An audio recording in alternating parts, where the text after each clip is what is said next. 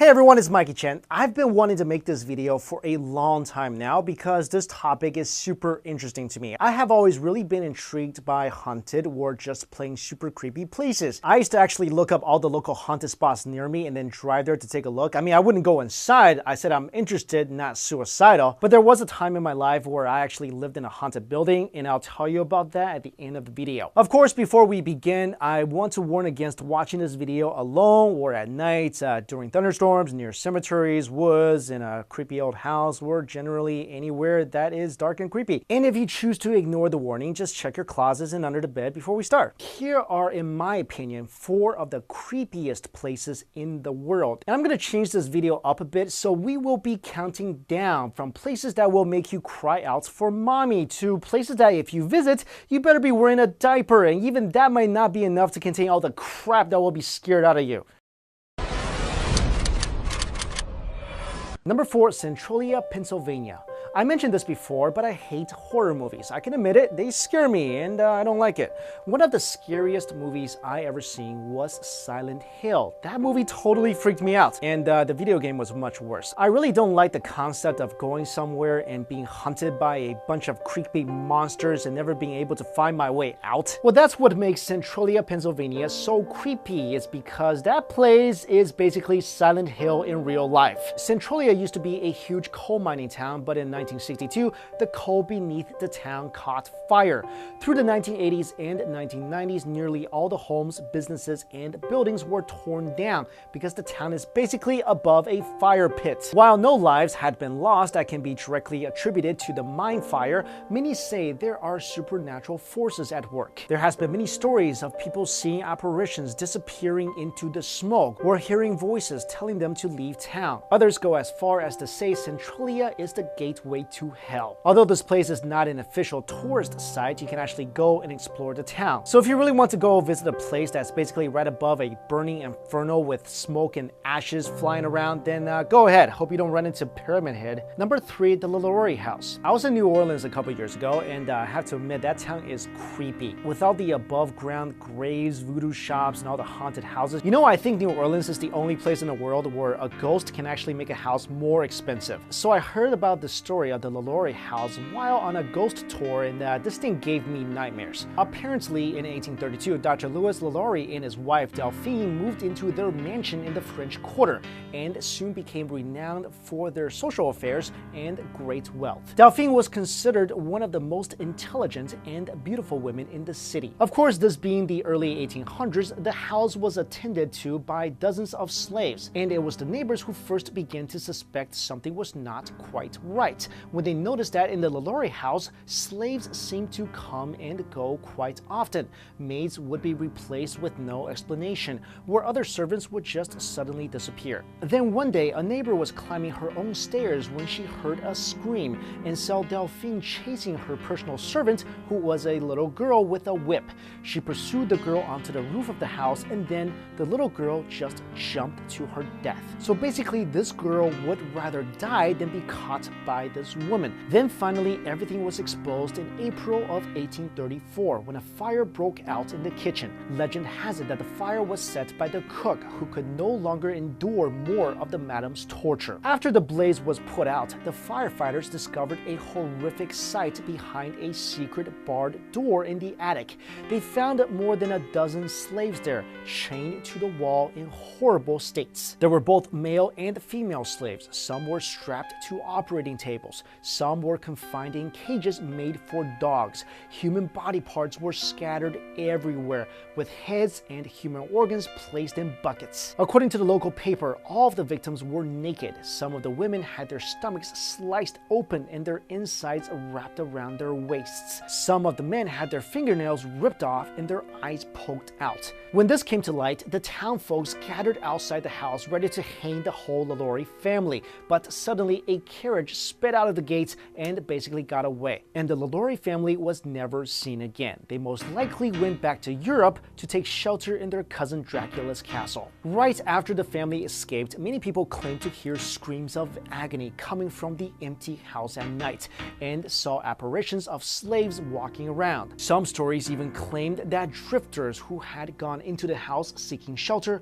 were never heard from again. What's crazy is that today the house has been renovated and restored and serves as luxury apartments. What other city do you know of that can turn a haunted building where dozens were brutally murdered by the evil versions of the Addams family into luxury apartments? I mean, seriously, luxury apartments? You can't pay me to live in that place. I'll go live in a drug den in the worst part of town and I think my survival rate will still be better. Number 2, the Island of the Dolls. This place is the combination of 3 terrifying factors: little kids, creepy island, and dolls. The Island of the Dolls is located in the canals south of Mexico City, and this place is covered with dolls. And not Barbies or Cabbage Patch Kids. We're talking about super creepy looking, mostly mutilated dolls with eyes that seem to follow you everywhere. I mean, take a look at these things, and this is in daylight. Can you imagine getting up in the middle of the night, hear a voice, go outside and look around and see this? And as we continue to peel the layers of this super creepy onion, it just keeps getting more and more horrifying.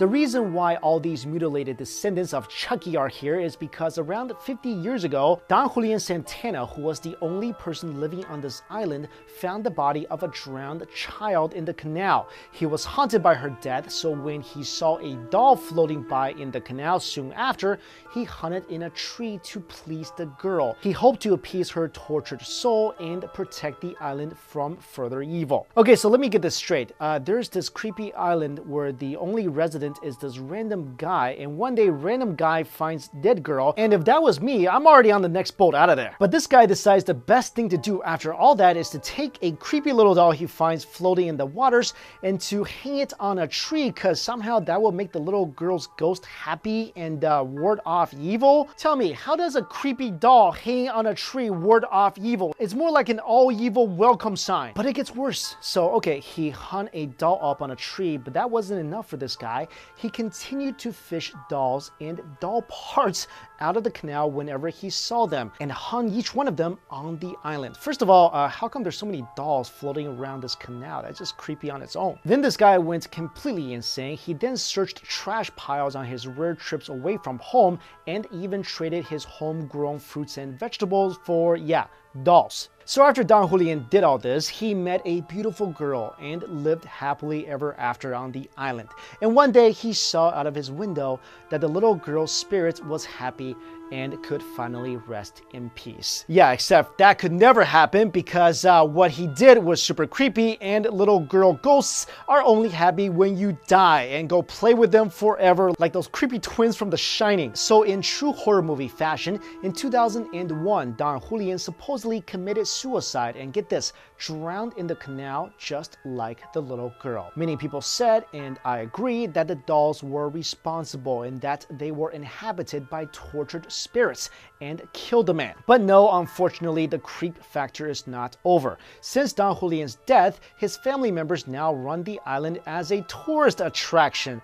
I think if you're ever in a relationship and your significant other says to you, "Hey honey, I think for vacation this year, we should go to a super creepy ghost-infested island filled with creepy dolls and just walk around."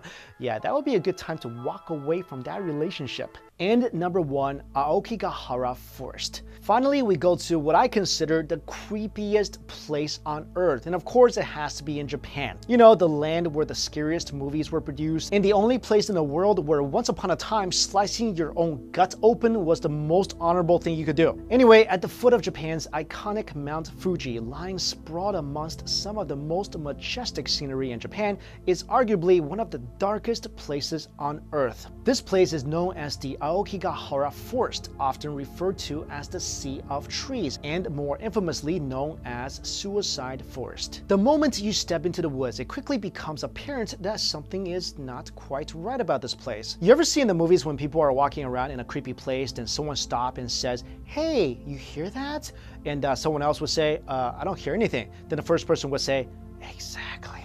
Yeah, that's exactly what it's like in this forest. You can't hear birds chirping, you can't hear animals running around, only deafening silence. It's almost as if the animals themselves are terrified of this place. Also, the trees here are so thick that even in high noon, it's not hard to find places completely surrounded by darkness. Which is a problem because not only does the tree cover make everything spookier, it also makes it super easy for you to get lost. Oh, and by the way, did I mention that compasses don't really work here? Many hikers, and I have no idea why anyone would come here just to take a hike, but many hikers that ventured into this forest, even experienced ones, claim that it's super easy to get lost, and it's not uncommon to hear stories of hikers just traveling in circles. Okay, so far we got a silent and dark forest where compasses don't work.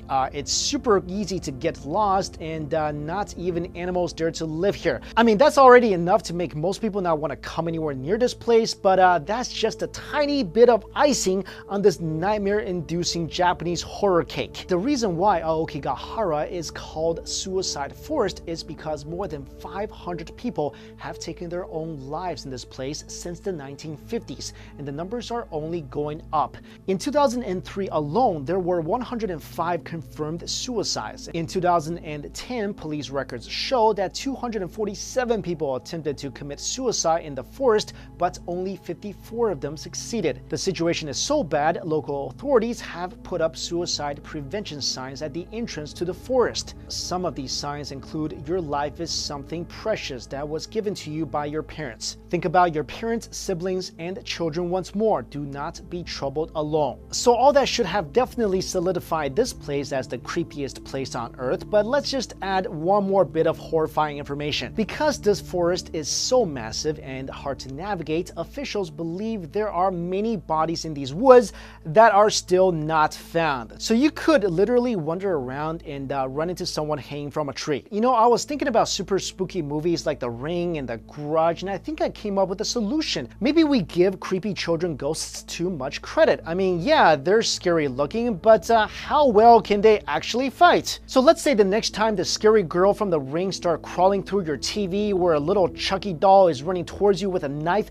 instead of freaking out and trying to run away, go right up to them and just give them a nice kick. I honestly think we have to start fighting back, people. I bet if we all fought back, there will be a whole lot less hauntings in the world. Anyway, as I mentioned in the beginning of the video, I did stay for a long period of time in a place that was haunted. The college that I went to, Truman State University in Missouri, had 3 dormitories that were haunted, and I lived in 2 of them. One of these dorms was so haunted, an exorcism had to be done in one of the dorm rooms. And I remember this one time, it was 2 a.m. and I was on rounds because I was a RA. So I was walking down the hall and I heard footsteps above me, which is pretty much impossible because each floor had carpeting. But I was able to hear the footsteps clearly, and they were heavy footsteps. But the creepy thing was the footsteps matched mine perfectly. And okay, before you say anything, this was no echo from my own footstep. I'm not going crazy. I heard footsteps above me that matched every step I took. So each time I took a step, I heard someone above me take a step. Then I got a little freaked out because it's 2 o'clock in the morning. Then I started walking faster, and then the footsteps started following me faster. And then I just started running down the hall, and the footsteps above me did the same. So then I just ran into the dorm lobby and just stayed there. Because at that point, if you went into your room alone, you're gonna die. Like I said, every floor was carpeted. The footsteps above me was super loud, like a monster, like Bigfoot was walking above me. But anyway, taking my own advice, if this ever happens again, it's fight on. All right, guys, thanks so much for watching. See you later.